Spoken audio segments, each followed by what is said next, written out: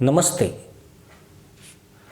पड़ोसी देश से भारत के खिलाफ अभियान चलाने और हमले कराने वाले हाई प्रोफाइल दहशतगर्दों को रास्ते से हटाने का सिलसिला लगातार जारी है। अज्ञात बंदूकधारियों ने कहर बरपा रखा है। एक के बाद एक मोस्ट वांटेड और ब्लैक लिस्टेड आतंकवादी को हुर मिशन पर भेजा जा रहा है, जिससे हुरों के तबेलों में भी अफरा तफरी की स्थिति है। हुरे परेशान हैं और अज्ञात बंदूकधारियों से वह भी प्रोग्राम रोकने की अपीलें कर रही है। पर लगता यूं है कि पाकिस्तान ने जिस आतंक की शुरुआत भारत को दहलाने के लिए की थी, वह उसी के लिए मुसीबत का सबब बन गया है। 24 घंटे भी नहीं गुजरे होंगे जब सैकड़ों मुल्ला आतंकवादी अबू कताल को सुपर्द खाक करके तहमद से मिट्टी झाड़ रहे थे कि अचानक से एक और मुसलमान आतंकी संगठन के मुखिया के हुरों की खोज में जाने की खबर आ गई।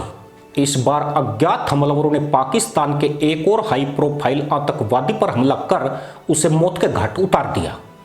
उसकी पहचान प्रतिबंधित लश्कर इस्लाम के संस्थापक सरगना मुफ्ती मुनीर साकिर के तौर पर की गई है। मुफ्ती मुफ्त में नहीं मारा गया है, बल्कि वह आईएसआई द्वारा पोषित उस आतंकी संगठन का मुखिया था जो भारत के खिलाफ जहर उगलने में न जाने कितनी दफा टोपी उछाल चुका था। इस मुल्ला ने भी भारत का नामो निशान मिटाने की मुल्लाई कसम खाई थी, मगर अज्ञात हमलावरों ने उसी का नामो निशान मिटा दिया। अब जाहिल मुल्ला की रूह हुरों की चाह में भटक रही है। आतंकवादी संगठन के मुखिया लश्कर इस्लाम के संस्थापक मौलवी मुफ्ती मुनीर साकिर की मस्जिद के बाहर हुए ग्रेनेड धमाके में मौत हो गई। मुफ्ती और उसके समर्थकों पर अज्ञात लोगों ने हैंड ग्रेनेड फेंक दिया, जिसके चलते मुफ्ती बिस्मिल्लाह किए बिना ही आदाब बोल गया। बम के धमाके में वह ऐसा दबा कि फिर ना उठ सका। मुफ्ती का आतंकी संगठन पाकिस्तानी खुफिया एजेंसी के इशारे पर काम करता था। बताया जा रहा है कि यह मुफ्ती भी पिछले कई महीनों से अज्ञात हमलावरों की दहशत में जी रहा था। वह हगने मूतने से लेकर हर काम सेफ हाउस में ही करता था। आईएसआई ने उसे यह सेफ हाउस पेशावर में मुहैया कराया था। वह नमाज पढ़ने के लिए ही मस्जिद में आता था। जिस मस्जिद में उसे ठोका गया वह पेशावर के ओरामार इलाके में स्थित है। आईएसआई को उम्मीद थी कि यहां तक अज्ञात हमलावर शायद नहीं पहुंच पाएंगे। इतना ही नहीं, मुफ्ती को उनकी नजरों से बचाने के लिए आईएसआई ने उसकी सुरक्षा हटाने के साथ ही हथियार भी रखवा लिए थे। अब मुफ्ती का लोंडा आरोप लगा रहा है कि पाकिस्तानी एजेंसियों ने उसके बाप को मरने के लिए छोड़ दिया था। भारत विरोधी इस मुल्ला आतंकवादी का अंत लश्कर तैयबा हाफिज सईद के भतीजे अबू कताल की हत्या के 20 घंटे बाद ही हो गया। इसलिए अब पूरे पाकिस्तान में हड़कंप मचा हुआ है।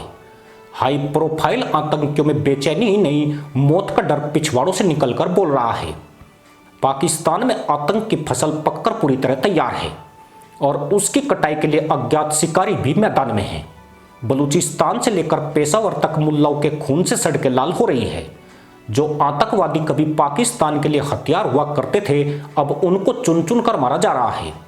डंकी डीलर शहबाज से लेकर बकलोल आसिम मुनीर तक बेबस लाचार लग रहे हैं।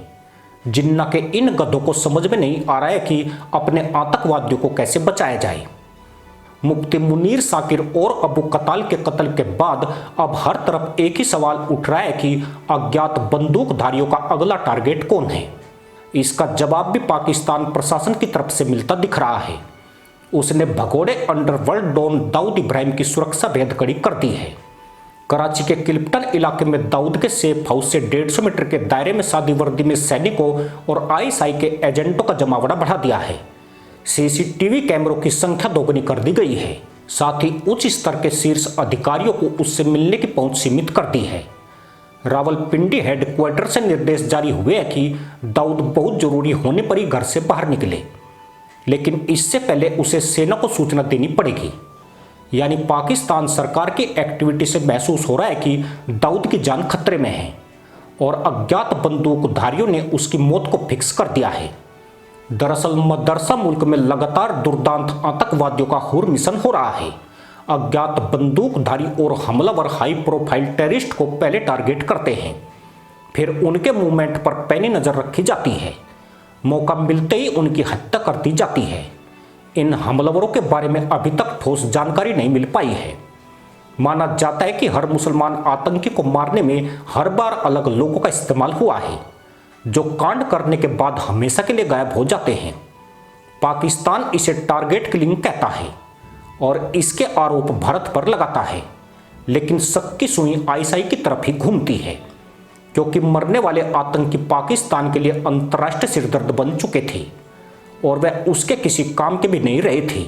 खास बात यही है कि अभी तक जितने भी मुसलमान आतंकवादी मारे गए वे सभी भारत विरोधी थे और उन्होंने भारत के खिलाफ जंग का ऐलान किया हुआ था।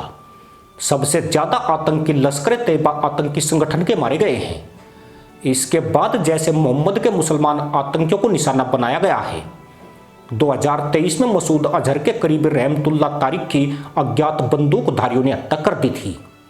इस हत्याकांड को कराची में अंजाम दिया गया था, पर अज्ञात हमलावरों ने लश्कर-ए-तैयबा के आतंकवादियों में ऐसा हाहाकार मचाया कि इस संगठन की कमर टूट चुकी है और कई नामचीन आतंकी हुरों की खोज में चले गए हैं।